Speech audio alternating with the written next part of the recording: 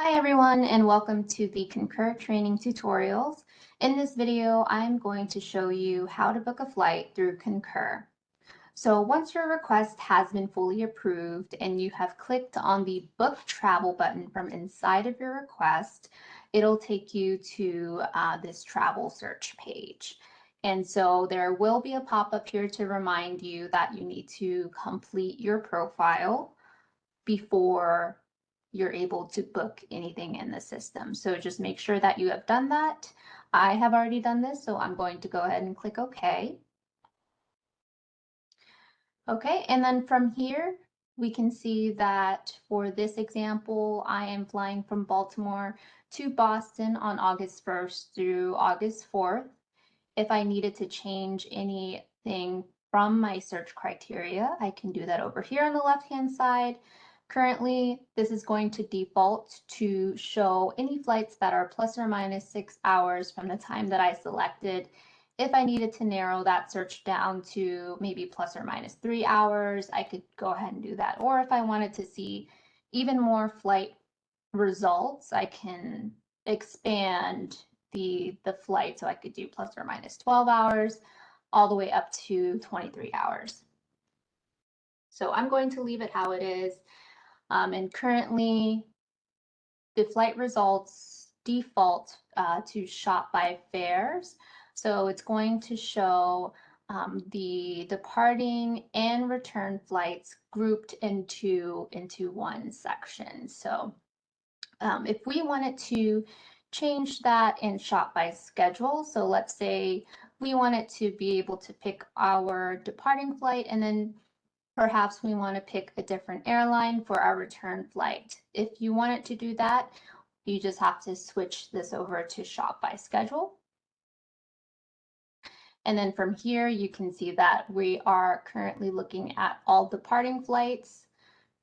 So we can go ahead and select that. And then once you select your departing flight, then you would be prompted to select your return flight. And this will allow you to choose flights that are on different airlines if you need to. So we're going to go ahead and shop by fare for this example. If you know what airline that you wanted to fly from, so let's say that I just wanted to see all of the Southwest flights, then I can click on this Southwest link up here at the top. It will filter my results to only show Southwest, and same for any other airlines that are displaying up here. So I'm going to go ahead and look through these results. Towards the bottom, you'll see some fares that will have this yellow exclamation warning sign.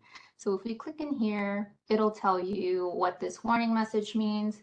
This just means that this fare is 20% greater than the most logical airfare that's available, and you are still able to book these flights. You'll just have to provide justification for why you're selecting not the most logical fare.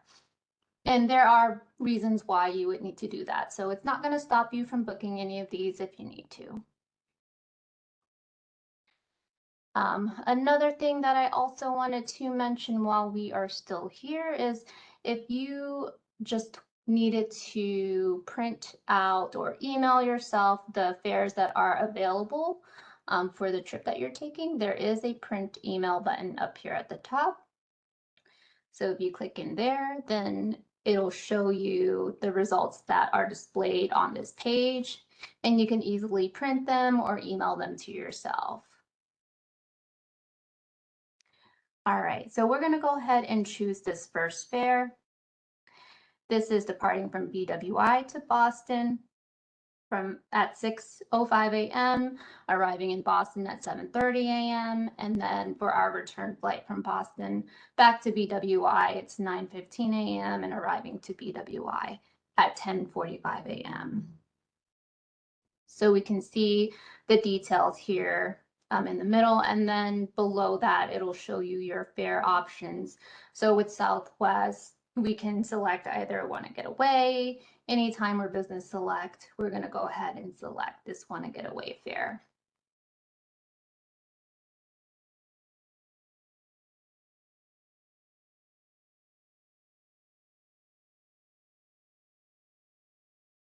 All right, so now we have selected our flight. It'll show us the flight details. Make sure that you review everything to make sure that it is correct. Your traveler information will be here in the middle.